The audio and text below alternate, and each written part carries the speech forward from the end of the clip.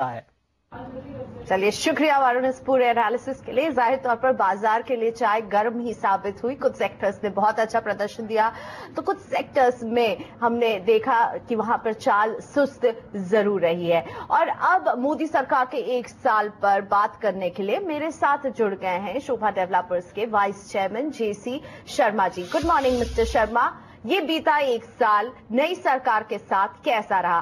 क्या लगता है आपको, क्या हिट्स रहे हैं और क्या फ्लॉप रहे हैं? धन्यवाद आपका।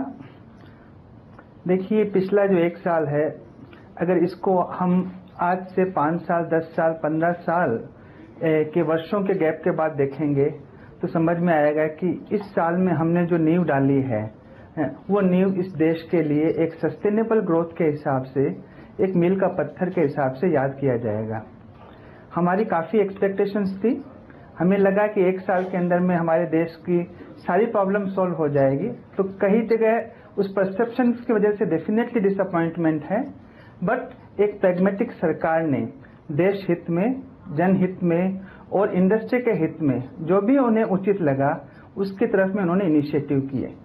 हमारी इंडस्ट्री को लेकर अगर आप देखेंगे तो एक स्मार्ट सिटी का जो इनिशिएटिव है, एक दूसरा इनिशिएटिव जो उन्होंने हाउसिंग फॉर ऑल का लिया, तीसरा जो उन्होंने जो है आज इंफ्रास्ट्रक्चर के अंदर में बीएमआईसी जैसी कॉरिडोर है, रेलवेज को स्ट्रेंथन करना है, ये जो हाईवेज जो है उसके अंदर में 10 किलोमीटर 15 किलोमीटर का जो रोज का जो निर्माण करना है, इस तरह के जो काम वापस किए।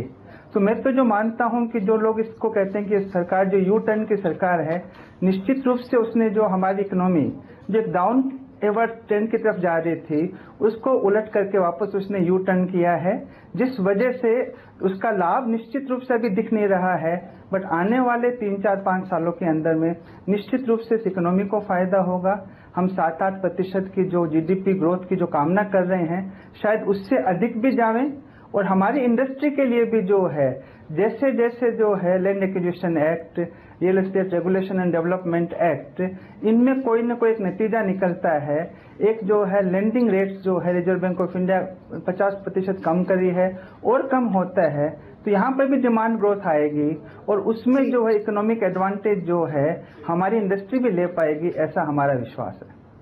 बिल्कुल, यानी शर्मा जी, आपको लग रहा है कि सही दिशा में कदम तो उठने शुरू हो गए हैं, लेकिन एक जो कदम अभी तक नहीं उठ पाया है, क्या वो आपको चिंता में डाल रहा है? और मैं बात करूं यहाँ पर लैंड एक्विजिशन बिल को लेकर के जो एक कॉमा लग गया है, क्या ये आपके लिए कितना चिंताजनक है? नहीं, हमारे हिसाब से जो लैंड एक्विजिशन एक्ट है वो इंडस्ट्री के लिए तनिक भी चिंताजनक नहीं है।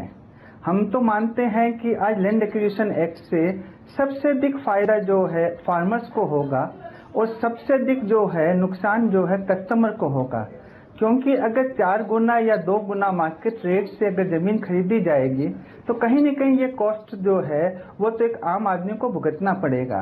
लेकिन चूंकि ये देश हित में है और चूंकि जमीन का कॉस्ट एक वन टाइम कॉस्ट है, तो कंज्यूमर भी जो है शायद देश की प्रगति के साथ में, मेरा मानना है, अगर 2 पैसा अधिक भी देता है जमीन का और बाकी जो कॉस्ट ऑफ कंस्ट्रक्शन अगर कम हो जाता है, देश में जीएसटी आ जाता है और ओवरऑल इन्फ्लेशनरी प्रेशर नहीं होता है, तो निश्चित रूप से ये बोझ भी जो है एक फार्मर्स के हित के अंदर में कॉर्पोरेट इंडिया उठा पाएगी। आप सोच रहे हैं कि उससे हमें फायदा हो रहा है, ये एक जो है